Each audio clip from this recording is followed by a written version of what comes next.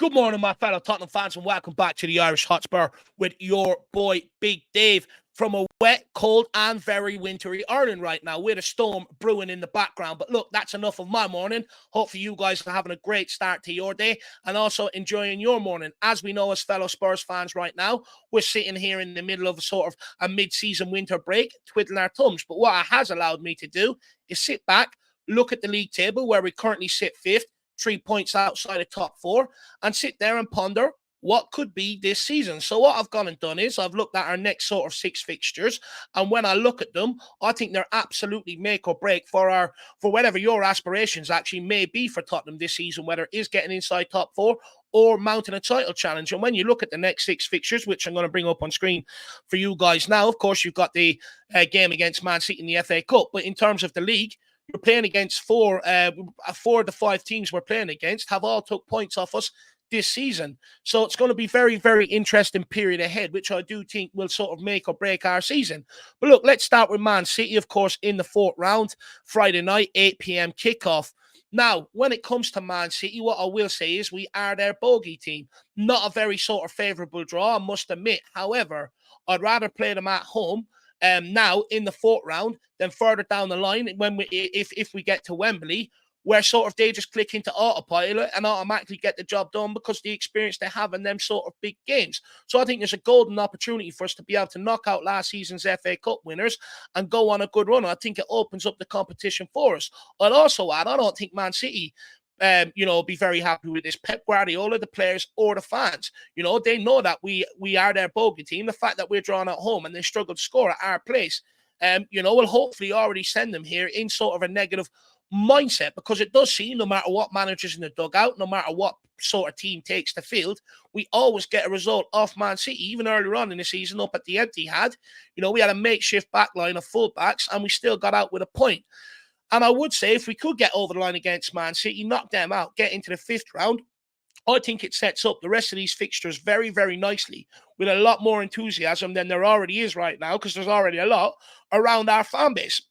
Then, of course, we move on to Brentford Wednesday at 7:30, where we do host Brentford at the Tottenham Hotspur Stadium.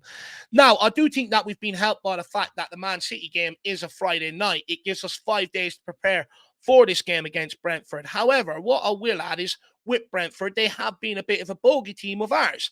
We've played out a 2-2 draw at the the G-Tech Community Stadium in the opening game of the weekend, which was also Ange Postecoglou's first game this season. I'd also say the fact that we're at home does not help us either. Brentford also beat us at our place 3-1 back in May, and the season before that nearly derailed our Champions League chase when they drew with us 0-0 at our place, and that was off the back of a game against Brighton as well, where we also dropped point. In these fixtures, I would argue we have really sort of struggled to break Brentford down, and I think it will be made even harder with our forward line not at their creative best. Look, bringing back Maddison and stuff like that might help us improve, but even when we did have everyone fit and available, we really struggled to break Brentford down at the start of the season. However, it is a must-win game, and it's one that I think we need to win if we want to achieve top 4 this season as a bare minimum. Now, of course, we'll move on to Everton, playing on the 3rd of February, away at 12:30. Not an easy start to February, because it is a 12:30 kickoff on Merseyside. And we all know with them 12:30 kickoffs, right? They're very slow, it takes a long time to get going in them 12:30 fixtures, and realistically, they could go either way. What I will say is we did beat Everton earlier on in the season in a nervous 2-1 victory, where I feel like we hang on. However, Goodison Park is not an easy place for us to go down the years. We did draw 1-1 at their place last year. I remember Conte's first game, we scrapped a 1-0 win there. And under Mourinho, they also knocked us out of a cup. What was it, 5-3 or 5-4 on the night? So for me, I just think it's a very, very tricky fixture all around. Also, you have the added sort of incentive in there for Everton, who are scrapping for every point after their 10-point deduction so that they can sort of beat the relegation zone. On this one, I'd also urge Ange Postecoglou to make sure that Dragic starts this game, because Everton did exploit our aerial weakness last time out, and they were very, very lucky not to take a point off us. If they had a more clinical striker on the day, they probably would have, with the amount of balls they put in the box and got on the end of. However, we should, have all of our best players back fit by this game.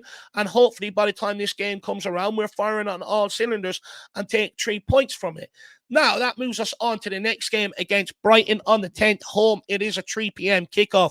Of course, Brighton smashed us at their place 4-2 in what was, I would argue, our worst performance of the season. They outworked us, outfought us, and pressed us into silly mistakes all night long. We could not get to grips with it whatsoever.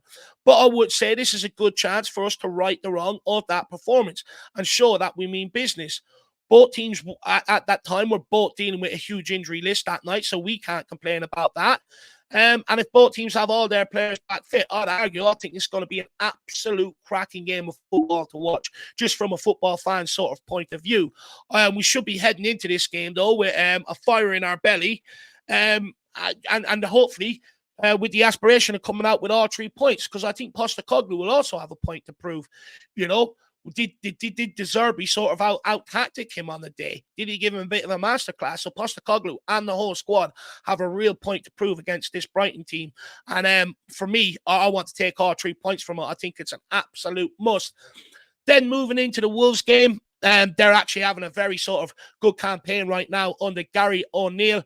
And they have took points off a lot of the big teams this season. They're also in a bit of a precarious position right now where they're sort of pretty much safe from relegation. But I'd also argue a good run of 3 to 4 games of form, getting themselves fighting for a European spot. So there's all to play for Wolves. They also, if we remember, they left it late and snatched all 3 points off us at their place with a goal in the 91st minute and a goal in the 97th minute. And to be fair, I'd argue probably battered us all game. However, the big difference in that game, the big elephant in the room, as some would say, is that we have seen spectacular capitulations under Dyer and Davies before in the back line. This time round, we will have our first choice centre back, so we should be sort of keeping them out this time around, especially if Wolves fail to get a striker in this window, which I know Gary O'Neill is very, very adamant he wants. And for me, it's another game. If we're serious outfit, we should be taking all 3 points and looking to get revenge for what happened earlier on in the season. Now, moving on to the last game of this run of period is Chelsea. Now, of course, we all know what happened last time out. It was the game where we were really supposed to lay down our marker for a title challenge, but it did end in Chelsea bringing a halt to our 10-game unbeaten run in quite spectacular fashion. Of course, Romero getting sent off, which I'd argue was never a red card. I think VAR, sort of didn't want us to go on this run and helped in every way possible that game. We're also giving Chelsea a lot of the decisions, 50-50 decisions that the referee was making. Of course, Van de Ven then came off injured with his hamstring because of all the stoppages in play, the start nature of that game. The minute he went to open up his legs, boom, pulled his hamstring. Madison also came off injured in this game, if I remember correctly as well. And they sort of, and since then, I'd argue, over the last 10 games, it's been very inconsistent and sort of unraveled slightly. So for me, this is one I really, really want revenge. I really want the players to be up for this. I get that it's at Scunthorpe Bridge. I get that it's notoriously been a hard place for us to go down the years. However, they're not firing all cylinders. And it's an opportunity for us to be able to get Poch sacked if we rock up to Scunthorpe Bridge and beat them well. I'd also add, if we get results, if we pick up 12 points in the other 4 fixtures before this, and then go and beat Chelsea at their place, it will lay down a marker for the title challenge and put us good stead going into March, which really is the business end of the season where a lot of the pressure mounts on. So that's all I ask over these next sort of 5 to 6 fixtures. Get us in the next round of the FA Cup, but also puts us in a great position heading into March, putting a lot of teams under pressure. And let's see where we take it from there. But guys, let me know in the comment section below, how many points do you think is acceptable from them 5 Premier League games? Also, how many points do you think we realistically get from them 5 Premier League games? And also, let me know your predictions on whether we can knock Man City out the cup. And also, let me know how badly you want to right some wrongs of earlier on this season. But that's it from me, guys. Go off and have a great day. I'll be putting out more content later on.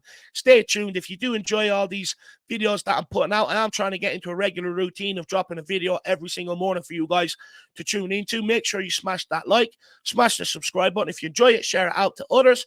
Enjoy the rest of your day. In Ange Postecoglou we trust. Come on, you Spurs. We never stop.